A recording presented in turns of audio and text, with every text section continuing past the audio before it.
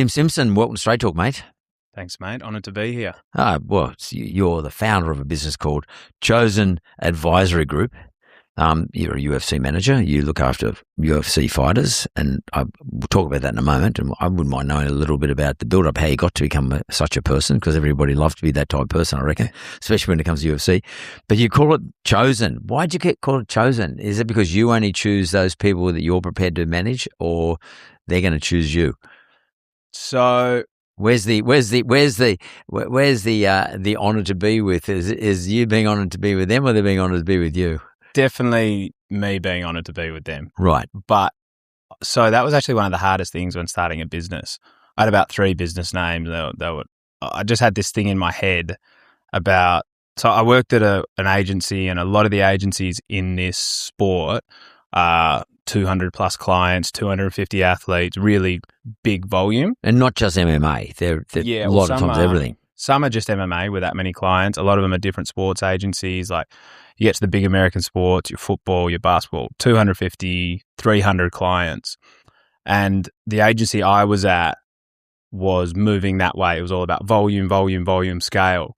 And it was just not how I thought it should be done. And my thing was always keep it as small as possible and only work with a chosen few. Right. In the sense of like only work with people that, these are people I've had long-term relationships with. I try and only work with the real top end of the industry. And that's respect all fighters, but I've built a business model of really just top-end guys and a very chosen few small amount. So there was that kind of like only working with the elite or blue chip, but also I think or in ranked, general, ranked fighters. Yeah, ideally. Like top teners or something like that. Yeah. So that, but also the I guess the double meaning is like, people, I've built my life around combat sports. It's everything to me.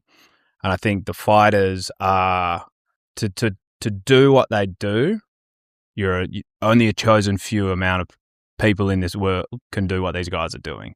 So I guess the double meaning is like, I hold fighters on a huge pedestal, always have, always will, as human beings and what they do, what they choose to do. So to me, that's like, the chosen few of humans that have chosen to do this as a living is kind of the double meaning of it. So it's really built around exclusivity and trying to, I guess that was how we ended up. Well, you've been around a while. You only look young, but a lot of people, especially younger people, would say, "Wow, what a job! I'd love to be doing that." How did you become a MMA fighter manager? So just give us a little bit of background on you. Yeah. So I'll go back. I won't go back to the very beginning, but always been a combat sports fan, obsessed fan since I was a kid. It started with me with WWE. Like I was a diehard professional wrestling fan. And then around 2004, 2005, that love shifted over to MMA and the UFC. And if you think like it's very popular here now, that's very well known. 20 years ago in Australia, it was even more niche, incredibly niche. There was a very, very small amount of us that were big fans. And as you find with MMA fans, we're very hardcore fans. So I'm talking when I was in high school, 3 mates that even knew what it was, and we were just all into it. You're back on the internet, on forums and all these kind of things, and was just obsessed with this, and no one really understood it. So I was a martial artist as a kid, did Taekwondo as a kid, started doing Muay Thai, kickboxing. I went to uni. I grew up in Perth, went over to uni at Bond University on the Gold Coast, and I was studying law and sports management as a double degree. And I never really knew what the plan was, but I knew somehow I wanted to build my life around MMA, the UFC MMA, and kind of kept that open-ended. So I graduated in 2014, and I had applied to about 20 different law firms. I don't know what it's like now, but back then it was so tough for kids to get jobs in law firms. This is 12 years ago. Opposite now, by the way. Really? Well, at the time I couldn't do it, and I had good grades. I graduated with honours too with my law degree. Top of the class sports management. I really tried, and I couldn't get a job anywhere in Australia.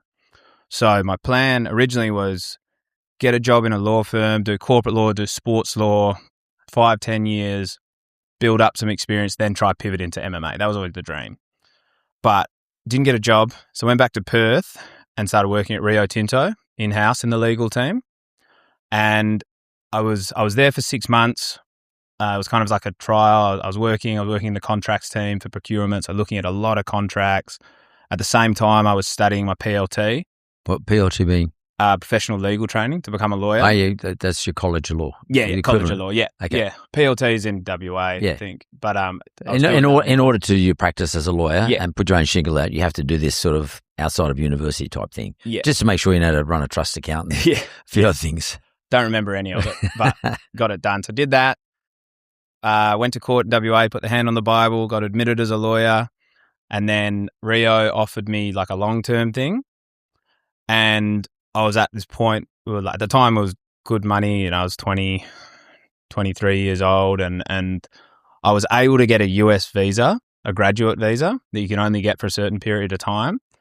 And I was in this like, stay in Perth, build in Rio, go to a law firm, build from there, or give it a swing. So I left Rio. I moved to LA with a few mates, 5 blokes living in a 3-bedroom house. Worked as a kickboxing coach at a UFC gym and a call center. So I'd wake up, I'd go to the call center in the morning for 6 hours, go to 60 cold calls a day, have lunch, go teach kickboxing until the evening, and then go back. Having the time of my life. Living the dream. Living the dream. Yeah, I think it was... No money, but living the dream. No. I look back at it now, I was in this this beat up Ford Eddie Bauer. My wife talks about it now. Like, I bought it for like 10 grand and it used to leak. Like the water would come in through the roof and just stunk like a wet dog the whole time. But and I was skinning my teeth, living in overdrive, but having so much fun. Like just enjoying it. And then I started messaging sports agencies in all sports just to try and get in. The typical ones like IMG and stuff like that. Yeah, everyone, every basketball, football, anywhere, just to try and figure it out. And I was messaging Paradigm Sports, which is where I started my career.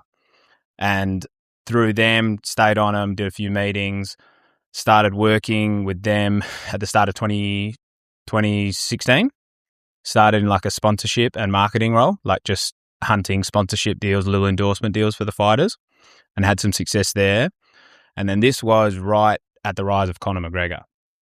So he was one of the clients. Yeah, so he was a client of Paradigm Sports. So Paradigm, where's John Kavanagh? John Kavanagh was his coach.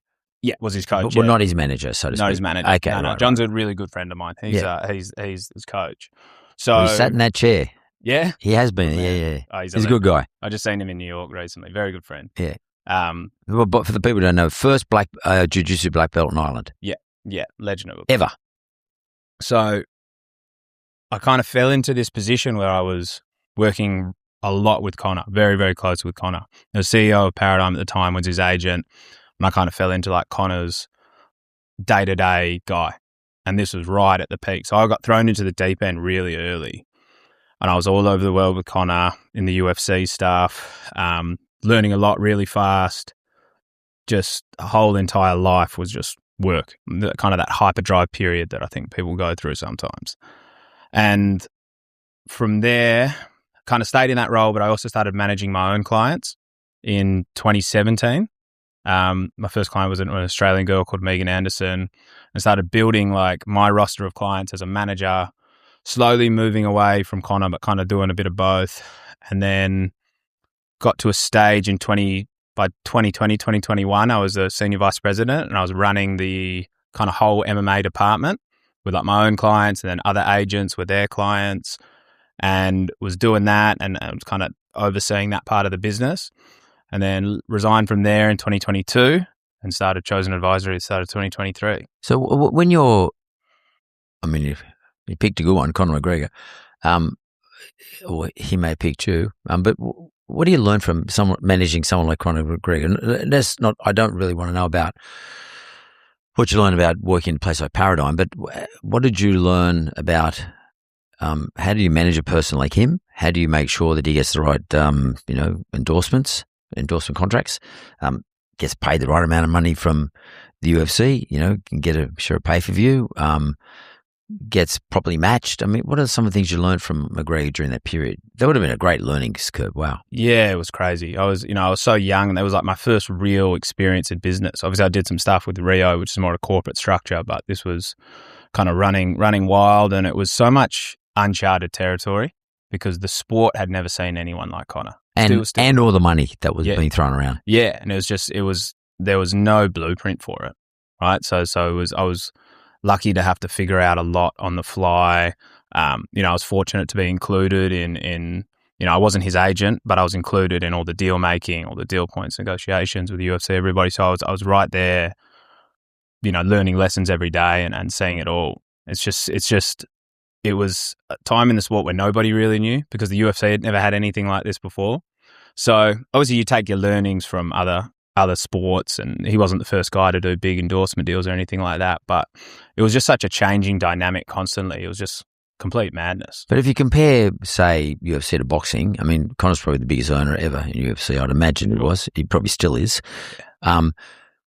But relative to boxing, they don't earn as much. Like if you get the top tier boxers in the world, I mean, like look at Anthony Joshua, he recently got for fighting basically an exhibition match. Yeah. Against a guy you have to say Jake Paul is a boxer, but like he's not at the level of Anthony Joshua. Yeah. But like, I don't know, 90 million, I don't know what the number is, some ridiculous amount of money they got for 6 or 7 rounds. Yeah. Then UFC has its own model. Yeah. Its own model. And your job as a manager, if you're an agent or a manager, is to look after your client to maximize their position. How does that look? I think people would like to know, how does that look in terms of the amount of money a good UFC fighter can earn relative to the fucking beating they take? Like, yeah. Because I mean, for me, I've always been a boxing fan. I love UFC, but probably I would have to say more recently, probably since Conor McGregor. Yeah, that got me interested. Yeah. But one of the reasons, one of the outtakes for me is that MMA fighter takes a far greater beating than a boxer. And the reason I say that is because they're copping elbows. There's no gloves. Well, there's sort of a glove, but not really. They're getting choked. They can get broken knees, legs. Like anything can happen. Yeah. So the risks are far greater, but the reward is, relatively speaking, not as great. What is it about a UFC fighter that makes them so special that they're prepared to take that reward relative to the far greater risk? What have you found that UFC fighters are? What is it about their personality or their character? Yeah, it's interesting, right? It's funny you say that. We have this like joke in the industry that we all do this for fun because the money's just not like it is in other sports. I mean, you can make good money, but like it's not unless you're Conor, the rest of them make good money, but it's not like the other top boxers or athletes in the same position. Like in this country, sure, but like compared to Australian boxers, yes, but like if you're Jeff Fenech made a fortune, like fighting on. By the way, was the 4-time world champion, but doesn't matter. Boxers make more money, generally speaking, at the top end. The top end, yeah. And even like when you compare it to like football or basketball, the big American sports, like guys are making 30-40 million a season. Totally, it's so these UFC fighters are elite athletes, and take an elite beating, whether they win or lose, they still cop it. Yeah. What is it about the character that you've learned about these people that you've been exposed to?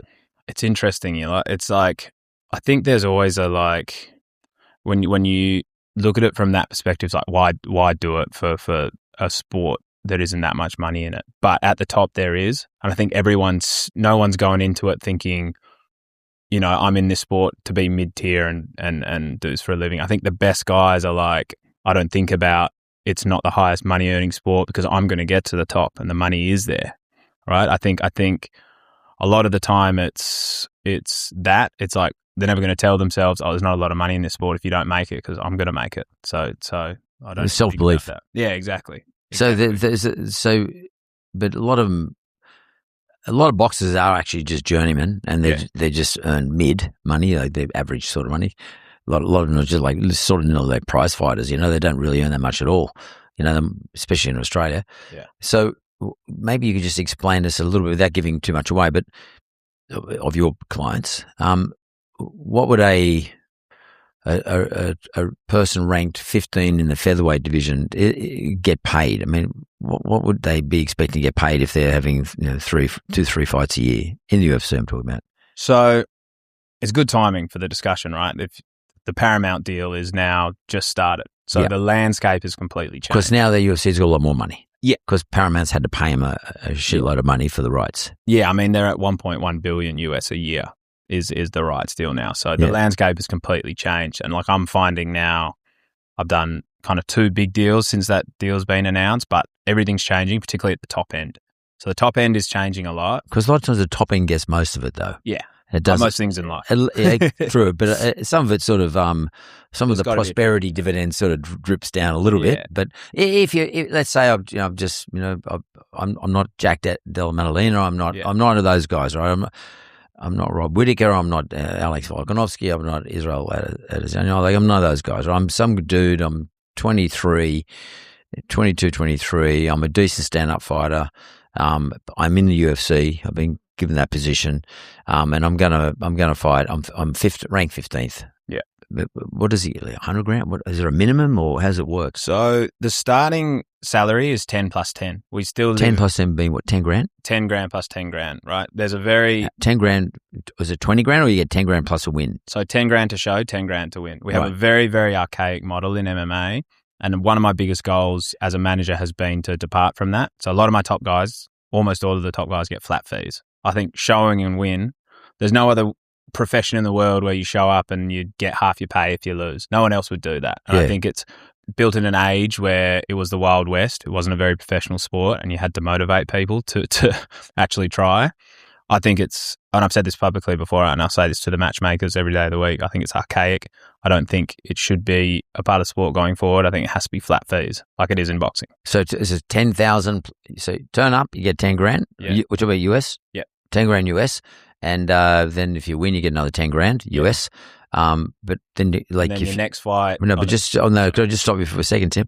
Because what people should know is you got to pay tax on that. Mm-hmm. So the tax. Pay your coaches, pay your manager, pay your tax. You wouldn't have too much left after that. Yeah. You could be almost breaking even if you're paying a coach X%, a manager X%. You got taxes, you got your fees. Yeah, it's not that easy to start. And that'll scale to you win your next fight, you go to 12-12, 14-14. Oh, so if you win, you go up a little. It goes up a bit. Yeah. So do they have to get ranked top 10 to start making some money? Is there a ranking cutoff that says, like, okay, as soon as you rank top 10, you're on 100? Is there some?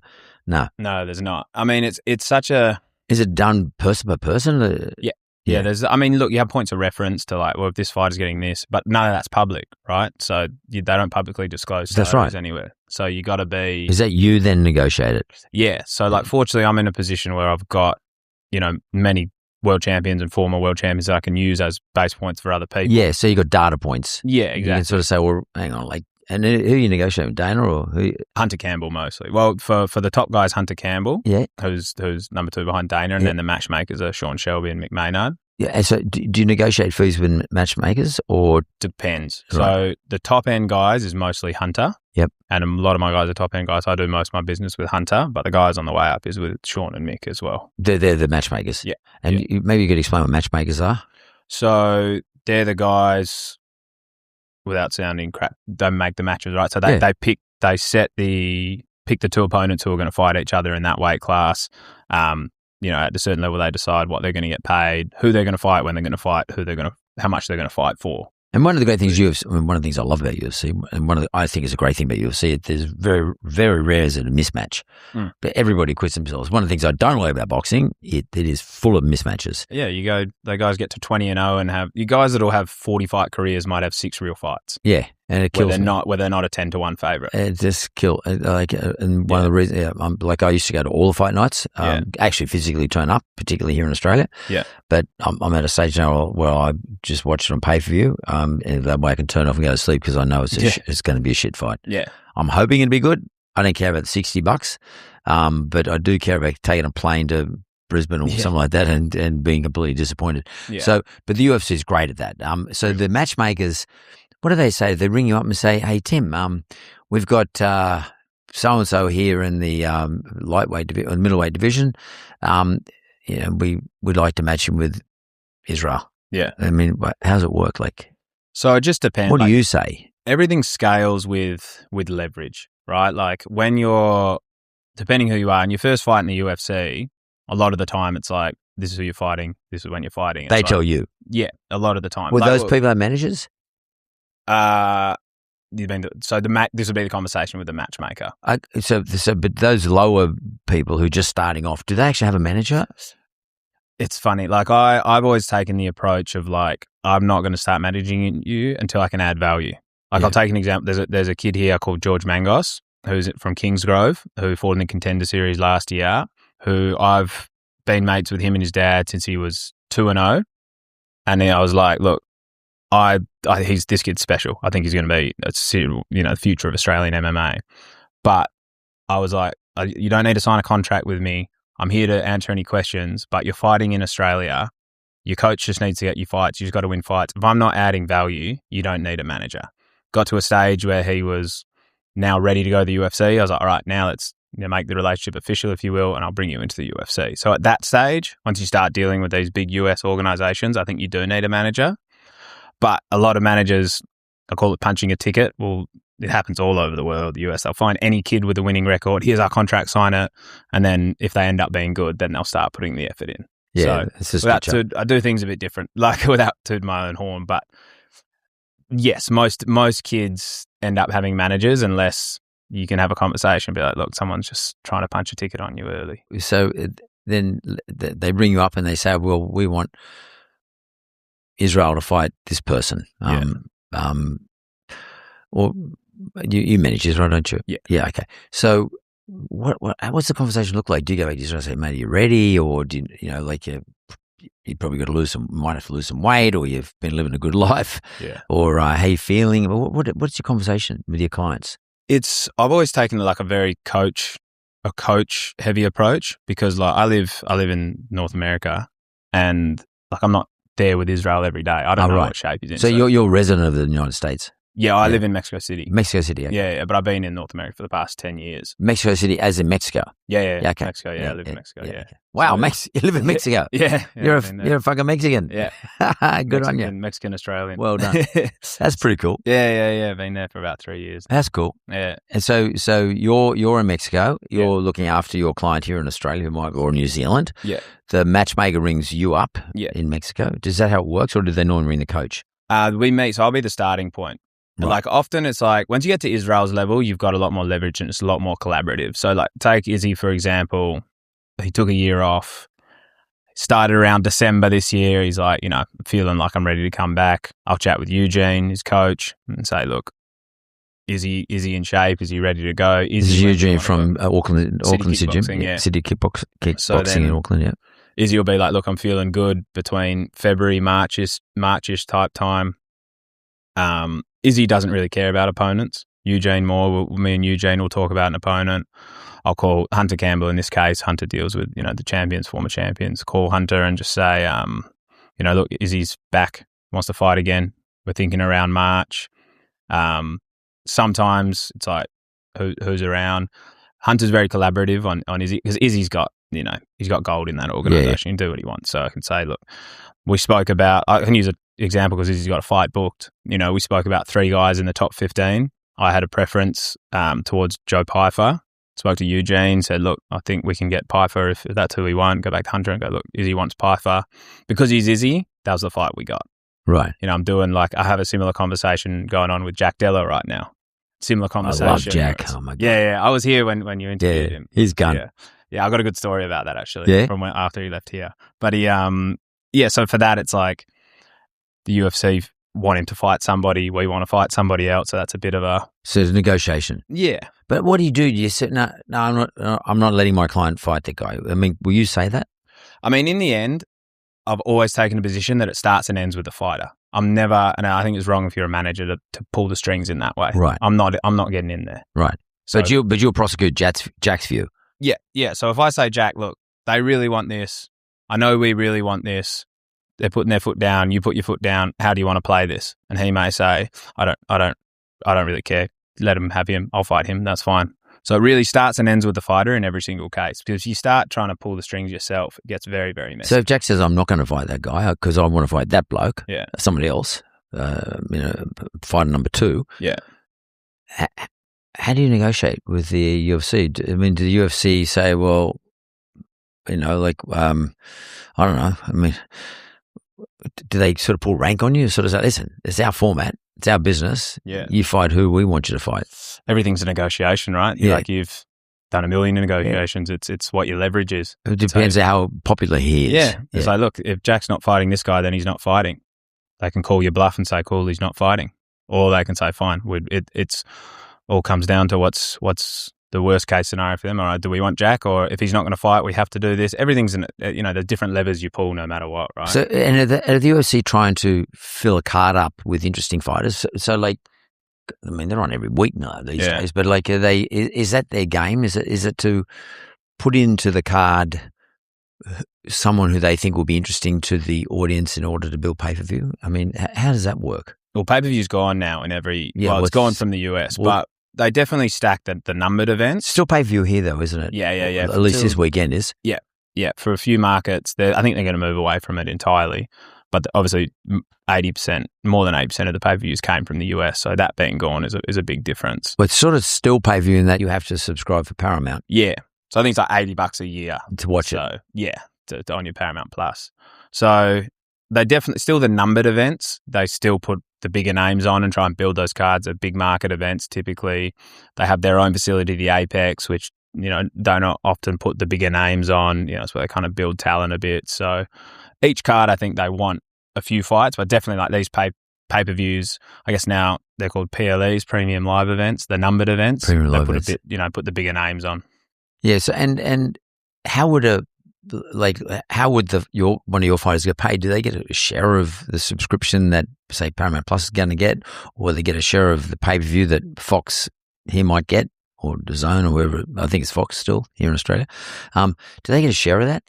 So it's a big topic in the sport right now because there's guys who had pay-per-view revenue sharing in their contracts, and those contracts are still going. Volk's an example that's been spoken about a bit. Yeah, like that's. You've now got a material term of a contract that they can't fulfill. So there's solutions being could be a payout. A buyout is really the way to do it. Like they say they've got a formula. I mean, it'll end up being a buyout. Like for example, Jack Della did a new deal in this Paramount era, and we just went for a larger amount of cash. A larger retainer, let's call it. Just a flat fee of cash because per fight or per year? Per fight. You only get paid per fight. You're right.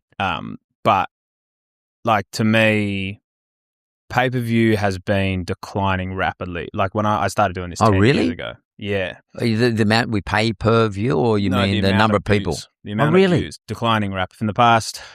From 10 years ago till every year seems to be getting worse and worse and worse. Why is that? Because do you mean to reach a peak of viewing peak, so to speak? I have we're talking about around the world now. Yeah, around the world, everywhere. I mean, there's firstly, when they moved to ESPN Plus, talking specifically UFC, you got 2 paywalls. An ESPN Plus subscription, then you got to pay the pay-per-view. So the casual fan that buys 2 pay-per-views a year goes, I'm not signing up for a year. Second thing is proliferation of VPNs. Everyone uses a VPN, and you can just VPN to Europe where you get it for free. So you're sitting in Australia or the US, but you're watching it in India for free from your VPN. Illegal streaming's gone through the roof. It's Generation Z, I blame as well. I was chatting to some kids, they're like, I've never bought a pay-per-view, just stream it for free. Yeah. And then we live in this social media era where it's like, well, if I don't watch it live, it's going to be on Instagram 30 minutes afterwards or 10 seconds afterwards. So no one's really chasing those live moments as much. Yeah. And with all that, pay-per-view numbers have been going down. Like most of my guys will be lucky to get 10% of their purse value in pay-per-view. Because, I imagine someone would be unhappy. Some of the fighters might be unhappy about that because they're saying, well, I'm the artist, let's call it. I'm the artist on this occasion. It's my content. But my content's, my ability to reap the financial benefits from my content is sort of being siphoned off effectively by kids who know to sort of get it for free or adults who know to get it for free. That must be sort of fairly confronting, unless you're someone like Volk, well, even him. You're not getting the same numbers of pay-per-view. That you're not getting the same number of pay-per-view customers as he would have got during the COVID period, for example, when he re-signed his deal. In 2022 or 2021 in Abu Dhabi, Abu Dhabi deal when he fought Max for the second time, and they had Kamaru and Jorge as the main event. Really big pay-per-view. That was a big one and I sort of recall having a conversation with him at the time, or probably more his manager at the time,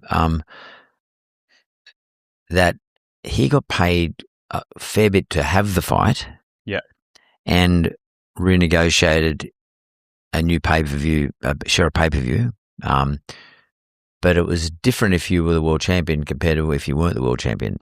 Significantly different. So that's still in the sport. You lose your belt, things change a lot. You go back to just getting a retainer or a fee per fight. Yeah, typically it's like you have your normal fight, a title challenge, and a title defense. The title defense when you're the champs, everything's negotiable. Like, again, when you're an Izzy, things are kind of even because you're Israel Adesanya and you're that guy everywhere you go. Yeah, people love him. Yeah, a lot of guys, it's tiered based on kind of what your belt status is. Yeah, so and that all comes back to you. I mean, that's your game, is to negotiate the best deal for these guys. Yeah. Because a lot of them, they've got to concentrate on the training. I mean, they don't want to be thinking about trying to do a bloody deal. 100%. There's a huge trust element. It's like, it's funny because I've been doing this for so long, and my perspective changed recently. I bought a house recently, and I had an agent working for me, like a buyer's agent. A buyer's agent, yeah. And I'm like, the first time I'm like, I've never done that before, and I'm like, there's a big knowledge gap for me in real estate, and I've got this person that you just have to trust that they know what they're talking about, they have your best interest, and they know this industry and what they're doing is correct. Did he come refer to, or she come refer to you? Yeah. And I was like, wow, this is what it feels like for my clients with me. Yeah. And it was a big, I'd never thought about it because I'd never been in that position. And I was like, wow, because I felt this kind of anxiety of, I don't know anything about real estate. I don't know it's in California. I don't know if they're doing everything correctly, if this is code and what they're telling me. And I'm like, you just have to trust people. And I imagine that's what my clients feel when I work for them. Yeah. So how do you build that trust? Well, I mean, early on, like some of my clients I've been with for years and years, like Leon Edwards I've been with for 9 years. He was a groomsman at my wedding. He's one of my best friends. Jack, we grew up 10 minutes apart from each other in Perth. Izzy I've been with for a long time. A lot of my clients I've got these long relationships with. And I think there's a big interpersonal part of it. I think you do better business with people that you like, and you trust people that you like. Without romanticizing it, I'd like to think that I'm very good friends with a lot of my clients, or at least friends with all of them, very good friends with some of them. That's a big part of it. And then I think they have to trust in my experience. Like I can point to some very big deals I've done in this sport. A lot of time with Conor, a lot of time with Izzy at the top, a lot of time with Max Holloway. Like, having been there, I can say with a clean heart to someone, I've seen, if you want to be a world champion, I've been there. I know what their contracts look like. I've been on this journey from someone like Max, who I started working with later in his career, and it was kind of a career resurgence, or someone like Jack Della, who I worked with since he was on the regional scene. Like, I've seen it before, so hopefully that builds credibility, and I can say, well, you walk in with cred. Yeah. But then there's a maintenance game. Yeah. So you walk in with cred. In other words, I've got cred in front of me, but now I've got to prove it. Yeah. Now you're my client. I've now got to prove my credibility. Do you guys all sort of all hang out together? Like, I mean, you're in Mexico, or Jackson, Perth. Israel's probably in New Zealand somewhere. I don't know where he is. Max, is Max still fighting? Yeah. Fighting March 7th, yeah. He's number 3 in the world right now. He's still ranked. He's gone up to lightweight, so he's gone he's going to the next division? Yeah. Okay, because I haven't seen him for a while. He fought in end of July against Dustin Poirier. Wow. Yeah. That's right. Yeah, you're right. Still strong. And I think he's the best he's been, honestly. Yeah. The weight class has been a life changer for him. He was boiling himself down to featherweight. Yeah. That's interesting. He was sort of like, yeah, and as you get older, you get bigger naturally. Yeah, you can't correct. keep fighting at the same weight you always fought at. Yeah, correct. And you probably get depleted. Do you get involved in that sort of stuff, by the way? Like, do you talk to the dietitians and? Yeah, got a good, like, Geordie Sullivan, who's a great relationship with Geordie, speak to the coaches. Like, again, I'm always involved as much as they need me to be involved. Like, even like, I think I And when you say Geordie, you're talking about Jordan Sullivan, yeah, the fight dietitian. Yeah. Like, I rate my ability to a certain extent of like analyzing who's a good fight. Like, I'm not a high level guy, but I've been around it enough that, like, I think I can give input on what's a good fight, a good matchup. But I always step back to the coaches and the fighter. That's on them. If they want my opinion, I'm there. Same with nutrition and everything. So you don't arrange nutrition? Is that more a coaching job? For the coach? Some have pre-existing like partnerships, but if anyone comes to me and goes, "Hey, I'm looking at changing a weight class or something like this," I'll be like, "Speak to Geordie." Yeah, Geordie's got my full trust, and he works with a number of my athletes. And for those people who don't know who you're talking about, it's Jordan Sullivan. He's a Queensland guy, but he looks after a lot of the big names, like Israel. Yeah, Izzy and Leon with me. And he looks after Volk. Yeah. I just saw him put something up with actually, the food looks really good. Yeah. Does he cook the food himself? He's amazing, Geordie. He's amazing. I foolishly had a couple Muay Thai fights last year, and he did all my stuff as well, which is a different perspective changer again. Like, actually, because I did it when I was younger, but now doing weight cuts and going through like his program, I got completely different appreciation for Geordie again, doing all that. But yeah, he's a genius. Yeah, and he's because, I mean, like, generally speaking, for those people who don't know, like, a lot of people sort of, when they're trying to do the weight cut during the prep period just before the fight, they're eating all those prepared meals, which is fine, like, they're great, but after a while you start to think you're eating cardboard and you're starving. Well, you think you're starving, you're not really, you think you're starving. But Jordan knows how to cook. He can actually put it together. Yeah, I think his whole thing is like make them feel like they're not cutting weight. Yeah. They are cutting weight, but they feel like they're not cutting weight. It takes a certain amount of stress away. Yeah, for sure. And they train better. Yeah, for sure. And so that's great using Jordan Sullivan as Aussie. So that's great. Yeah, I mean, I try and keep, even though I've been out of Australia for a long time, I keep, half my clients are Australian still. My network's Australian. Try and keep myself here as much as possible in a spiritual sense. So Mexico is sort of slightly different to Australia. It's a big difference living in Mexico City too, by the way. You're not talking about Mexico. You're not like in Acapulco or something. You're right in the heart of the guts of the joint. Yeah. And Mexico City is can be a fairly hectic place. Yeah, I mean, so I've been there 3 years now. Like, I struggle, like, coming from Perth, I struggle with like New York. Like, because it's just skyscrapers, busy, it's so much stimulus. I struggle being there longer than a week. And Mexico City's actually got a more dense and higher population than New York City, but it doesn't feel that way. It's very flat because of the earthquakes. There's not like skyscrapers anywhere. It's very it's dense, but it's spread more. It's very green. So it doesn't necessarily feel to me like as crazy as some other big cities in the US, or even like London or anything like that. It feels a lot more like home, a lot calmer. Yeah, as long as you're hanging out in the right areas. Yeah, exactly. It can be a bit hectic outside in the wrong areas. Expats. Oh yeah, you got to keep your head screwed on. Yeah. It's very safe. Can't be loose there. Yeah, you definitely can't be loose. Yeah. If we just go back to for a second, we just want to talk about the preparation and your involvement, or manager's involvement with fighters, and let's just look at someone current. So, Bam Bam Tuivasa, he's one of your clients, and he's fighting on the weekend. And that's probably one of the reasons you're here at the moment in Sydney. So you'd be all camped down at the Hilton, where they usually put all the fighters. Yeah. Well, most of the UFCs, I think the UFC's got to deal with Hilton Worldwide or something. But by the way, you were talking earlier, I mean, a lot of fighters don't necessarily stay there, but Ty's chosen to stay there. Yeah. What's it like for... you're managing him. So what's it like for Ty and you staying at the Hilton, where it's basically a UFC hotel at the moment? And when does he get there? So he's fighting on Sunday. What day does he arrive at the hotel? Yeah, so he got in on Monday. He did his camp in Dubai.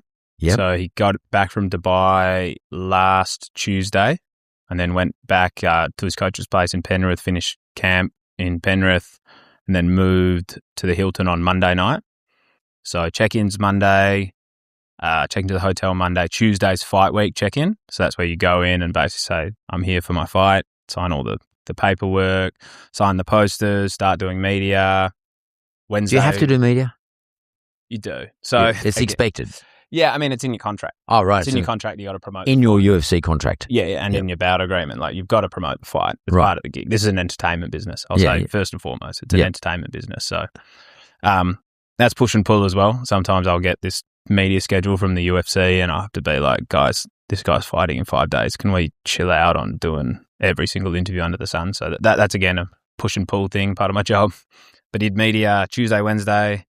Today What does it mean by did media? So interviews with local, interviews with international that come in. Yesterday he did like a press junket. Then did like the photographs for the fight, your green screen stuff for the fight promotion that they're going to show on Sunday. That all gets done on Tuesday and Wednesday, 2-3 hours or so. And then he'll train a bit as well. Today we did a bit of cross promo with the Waratahs and the Wallabies. And then after this, he's got the press conference tonight. And then tomorrow weigh-ins. Saturday's free. They have a fake weigh-in. How's it all work now? You got official weigh-ins and ceremonial weigh-ins. That's it. Just take me through that part. So still in boxing, but traditionally in MMA, it was just one weigh-in. Yep. So when you hit the scale in front of the crowd, you're on weight. Yeah. Which is usually the day before. Yeah, it's the day before. Like 4 p.m. or something like that, the day before. So typically, it would be Friday, 4 p.m. and then you fight Saturday night. Now, at least when you're in the US, 9 a.m. is the official weigh-in. Which day? On the Friday. So the day before the fight. Yep. Between 9 and 11 a.m., there's a window that you come in and weigh in where you're actually on your weight. Then you can rehydrate, start eating. And then the ceremonial weigh-ins, which is effectively a show and a face-off, is that afternoon, 5 or 6 p.m. At the official weigh-in, official weight, there's no face-off. No. It's just, they're all the fighters just turn up and just line up, you get on the scales, you get ticked off, you're okay. Yeah. And then you can start to rehydrate and, I'm not suggesting he's dehydrated, but because the UFC is big on no. Everyone's dehydrated for sure. But rehydrate and start eating up again and get yourself. And Geordie comes in and probably cooks up a storm. Does Jordan look after Ty? Nah, he doesn't. He doesn't look after Ty himself. Yeah. Okay, so but they eat up again, and then they go and do what I was referring to as the fake weigh-in, where they actually get up and sort of ceremonial. But that's for entertainment. Yeah, that's the final time they look at each other before they fight, and that's what, the final shot of the media to promote the fight. And, there's the athletic side. You want to square off with your opponent. There's a big psychological battle that goes on, but it's a media showcase, your final chance to promote the fight. These are the two guys on weight, 2 guys or 2 girls on weight facing off. See you tomorrow night. So Ty hasn't fought for a while. I can't, maybe a year and a bit. Last was in Perth in 2024. Okay, October so 2024. It's more a year and a bit, a year and 3-4 months. Yeah. So how's he going? So, I'm not asking you to predict because I know what you're going to say, but how's he going? Like, how's he looking? I feel very confident. I'm shocked by the odds. And I'm not even just saying that from a bias perspective. He's like, I saw he's at like $3.50 or something. What's the form of his opponent? So this is only Tallison's 3rd UFC fight. And how many? And where's Ty now? He's 9 years in. 2018 he debuted. I think he's probably at 15, 16. Yeah. So look, he's lost a few, so it's a step back as far as level of competition. Because Ty's lost a few, but to the top guys in the world. Yeah. Absolute top. Cyril Gann, interim champion. Sergey Pavlovich fought for a world title. Volk fought for a world title. Like, all top guys. He's not been losing to the bottom of the guy. Yeah. So he's fought good guys. Tallison's the young upcoming guy, right? As you said in the UFC, you don't get tune-ups. You don't get tune-ups in the UFC. Yeah. But this is a step back as far as, I guess, name value. And Tallison's had 2 fights in the UFC, won 1, lost 1. Good fighter, young kid, tall, dangerous in a lot of ways. Is he stand-up or? Yeah, he's a kickboxer. Never been out of the first round. So he's never been past the first round?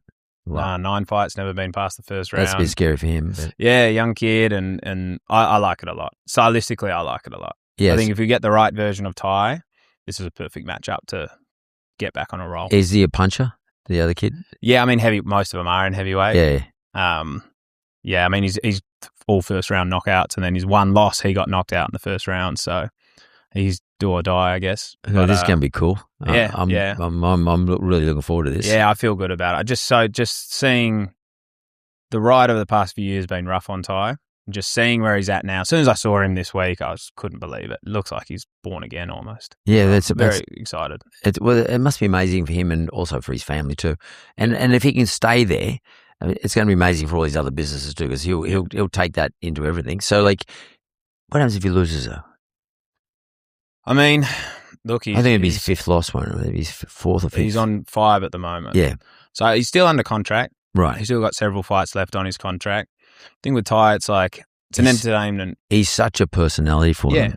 Look, I have these conversations, frankly. It's like, the sport's better when he's in there. Totally. Knocking people out and doing shoeies. It's like, I've been all around the world, and like, I'm telling you, like, in the US in particular, you've got a star-studded fight show. Tuivasa will get the biggest pop. He does. People love Ty. Yeah. All over the world, they love Ty. And the UFC knows that, right? So he's got, not a lot of people can lose 5 fights and still have their job. Yeah. But they just know, they love him because he's such a good person. He does so much for him promotionally. He treats everybody with respect and love. All the staff love him. Always puts on a show either way. Crowd loves him. So he's got so much equity with the company that, he needs a win. He does need a win. Personally. Yeah.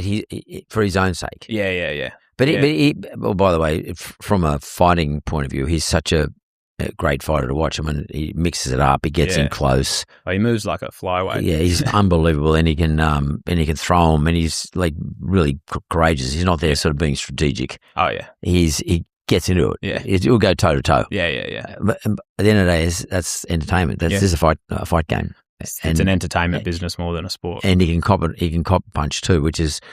And I love watching him fight. I mean, I love the guy. I think he's awesome. But I love watching the guy. Yeah. His odds are. Did you say $3? Yeah, it's 350. I can't believe it, honestly. From some, and obviously I'm biased, but from some, I don't bet. We can't bet in our position. But looking at that, I think they're terrible odds. So it's not making any. not advising anyone to take a bet on it. No, but I'm surprised. And how's he feeling though? I mean, you're saying what you said. Yeah. How's he feel? Does he feel good? Yeah, I can tell. I mean, look, only he will really know that. But he said it himself. He's like, feels hungry again. He said this week something that resonated with me. He's like, I had to want it again. I think he got a bit comfortable and like was kind of going through the motions. He was getting paid very well. And now he said, I needed to want it again. I feel like he wants not just the paycheck, not just the win. He wants to be in there. He said he wants to hurt somebody. So it's a scary way to think about it, but he thinks he's got that competitive athletic hunger again. And if we could just talk about Ty for a moment, a little bit more about Ty, because he's a good example of the personality type or the character type. Like the guy comes from basically nothing. He's got a whole lot of people who rely on him for his support, financial support, and just general support. He's got his communities that he sort of does a lot of stuff for, and he's not going to become a lawyer because you'd have to go back to university and start studying, and all that stuff's too hard. But what he can do is he can build a great reputation, have a great following, and leverage those things. A bit like what Conor McGregor did. Conor made all his money out of the whiskey business, big time, and now probably the beer business too. But that's where he made his money. Yeah. And he got people to buy his stuff. Yeah. And a lot of fighters are starting to do that sort of thing. Ty's done the same sort of thing with his Drink West. Yep. And he's got his other stuff going on, but he's Drink West essentially. And as I understand it, him, Nathan, and I think there's one other. Is Tyson Pedro. Tyson's also involved. That's right. The three of them involved in Drink West. Is that a sort of thing that a manager talks to him about? Do you talk to him about that sort of stuff? Yeah. So I have for him and all my clients, So Ty's got I do most of his fight stuff and some international endorsements. He's got Christina Sue from Stew Events. Rice is what she goes by. She's his manager in Sydney that does a lot of his commercial stuff and his business partner in all of this. And we help each other a lot. So that part of like building what you can outside the cage is a huge part of my job as well. Because you don't get many chances in life. No, small window. It is a very small window. And you don't get many chances to stay relevant in terms of an audience. Yeah. UFC is a probably the toughest way to do it because you're going to get your head punched in to do it. But like, and train, by the way, it's not just the event, it's all the training you do building up to the event. You're getting your head punched in just about every day with somebody, somehow. And that it's sort of, I know that's one of the reasons I have so much respect for these guys and girls. It's ridiculous what they put into these things. Does a manager actually, someone in your role, can you lean into the stuff you saw Conor McGregor do and sort of say, well, I remember Conor did this, that, and the other, and make my work for you? Yeah, 100%. It's all relevant experience. Like there's like, you got the athletic bucket, you've got your more standard sponsorships and endorsements, which is more transactional. You sign a contract for a certain amount of time. This is what you do. Do some appearances and all that sort of stuff. Yeah, whatever. A lot of social media now. Yeah. But that equity building where you're actually building a business based on your celebrity is kind of an art in itself. Yeah, and that's a good way of putting it. Equity building based on your celebrity status. Yeah. Like, and by the way, his shoey, but that's part of his equity. Yeah. He owns that in the fight game. He definitely owns it. And that sort of becomes his brand. Yeah, 100%. And they've launched some products around that and, getting the trademarks in place. But to answer your question, it's like I learned a lot. The Proper 12, I was there from ground up. Oh, were you around Proper 12? Yeah. That was a great ride. So I was kind of there from the inception and all that, through the sale, everything. So what I'll say is it's like not every athlete can do that. Yeah. Right. There's a lot of, I see it in the UFC a lot, that start businesses based on their name. It's like Conor McGregor can sell anything. Yeah. And he's proven he can because he's Conor McGregor. Yeah. Depending on who you are, you can get a kickstart in your business, but in the end, you've still got to run a business. Conor got every shortcut because he could sell put his name on anything and it'll sell. If you're not him, you also need a good business. Yeah. You know what I mean? And you need business partners. Exactly. And it's like you see, I think, celebrity-backed alcohol. Conor was in that first wave and now everybody's got a something, right? And a lot of them aren't doing well because it's, in the end, get a bit of a head start because you're a celebrity, but in the end, you need a great business. And it's hard to pick what that is. You're right. You got to actually have business partners. Correct. You got to have someone sort of looking after you. And you go back to the fundamentals, like what's the opportunity? What's your market? Don't just throw your name and say, I'm going to sell, 10 million cases of beer because I'm me. It's like, well, what's your actual foundation? Why would someone buy it? Exactly right. Well, they might buy it the first time, but why they buy it again? Exactly. I might try it. And will I buy it again? Exactly. It's got to be a good beer. It's got to have a good brewing recipe. It's got to be properly marketed. It's got to be well priced. Correct. I've got to be able to produce it at a price that allows me to make a profit. There's so many factors, and these are just business factors, normal business factors. Exactly. And it's interesting. Someone like you, that's the sort of advice that someone like you needs to be able to give to these individuals, like your clients, your customers at the moment. And by the way, not every one of your clients wants to do this either. No, it's got to make sense. And I think people chase things that don't actually make sense. Like, we've been approached Israel for a load of things, and it's like, I feel like there's a multi-million-dollar business there for Israel. We've gone down the road of a few things, but it's also got to fit the person. You know what I mean? Like, Jack Della Maddalena is not going to do a whiskey company. It's kind of caught fire at the right time, but it's got to be something that's actually natural to them. Something they actually want to sell and actually want to use, and it's got to make sense in that regard. And like, some people, like I've got like Leon Edwards, for example, right? He's not going to be pushing a consumer product. So he doesn't like to push anything, but he's put his money in the right place. He's investing in it. So he'll secure his wealth another way. Jack will secure his wealth another way. Do you support them in where they invest the money?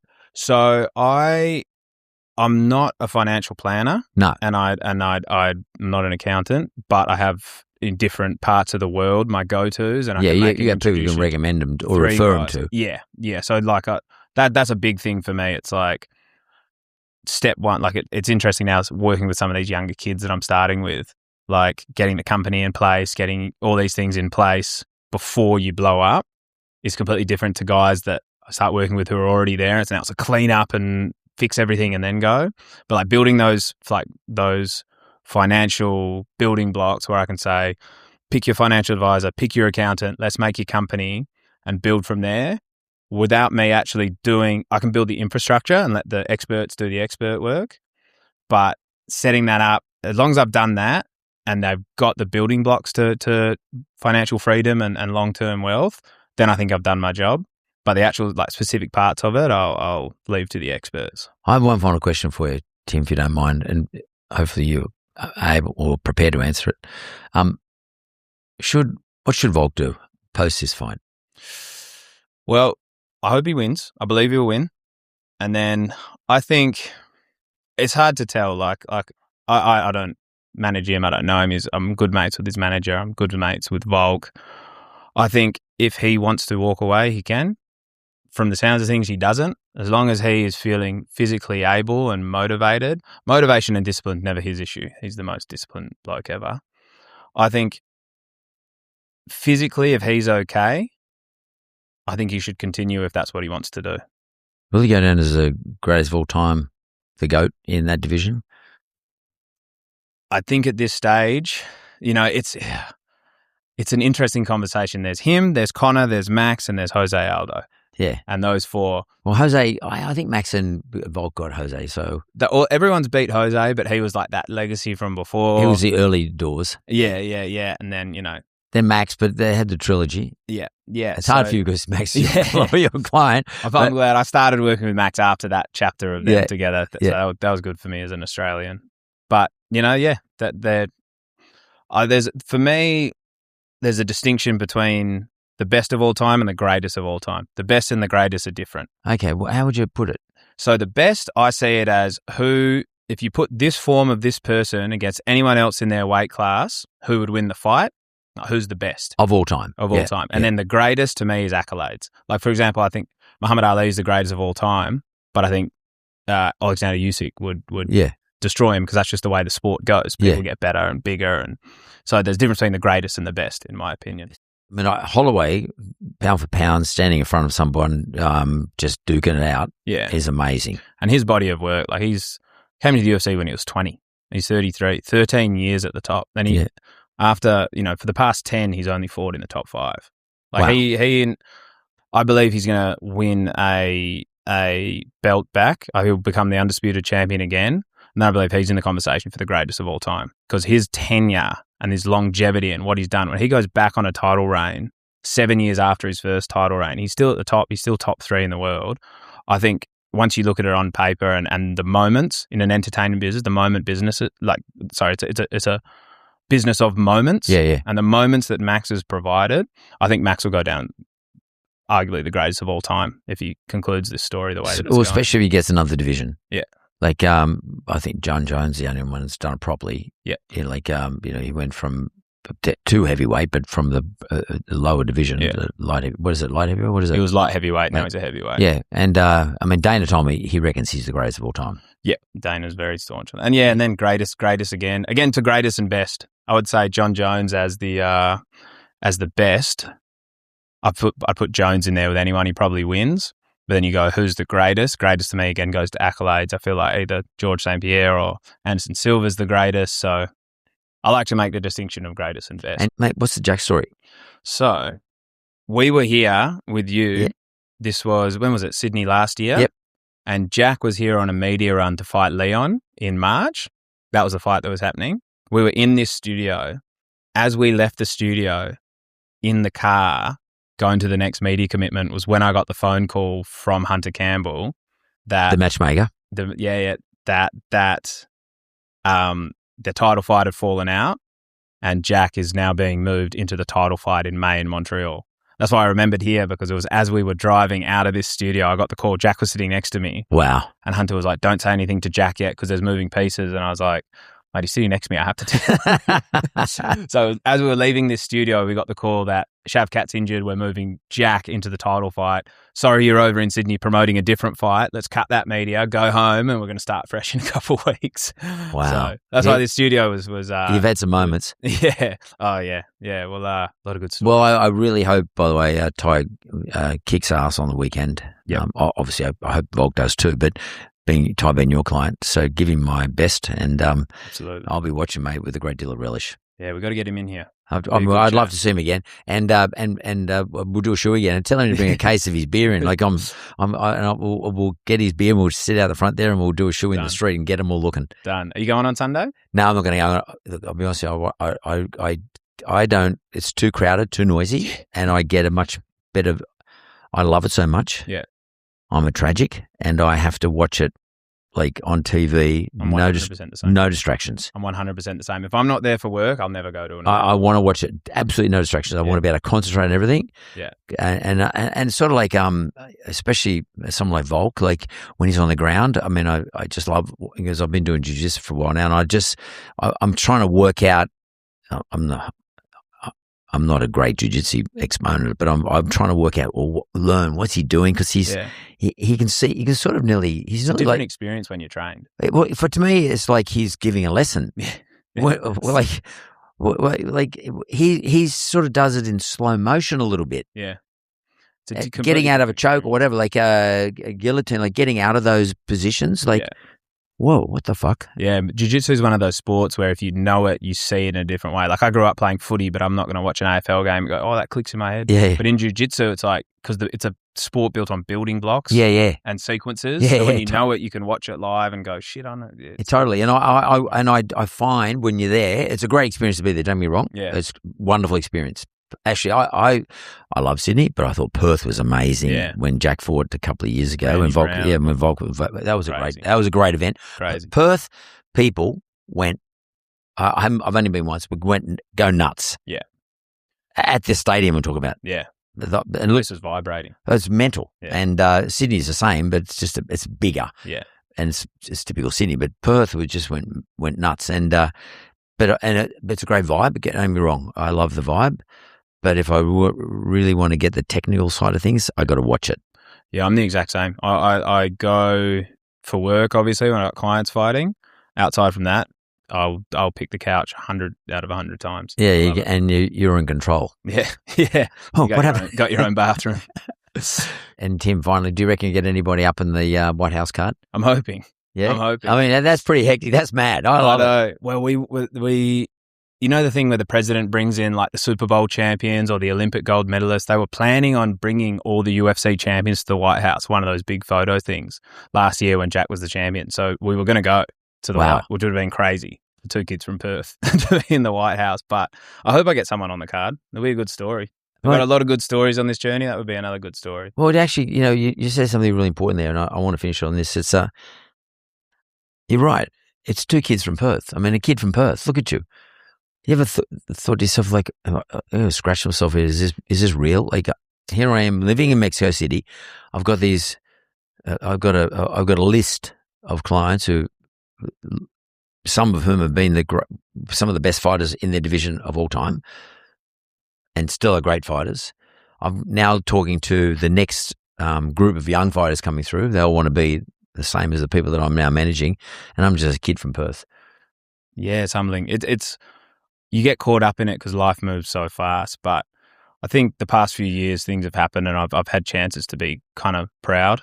I don't, in the end, you are just a kid from Perth. So it's not. We're Australians. We don't pat ourselves on the back that much. But I'm very grateful. I'm very, very grateful. I've had a crazy life. I've got a lot of crazy things that have happened in my life, and I'm lucky. I'm lucky in so many ways. Well, that's a typical Aussie response, and by the way, that's what makes you who you are. So well done, mate. Congratulations. Appreciate it.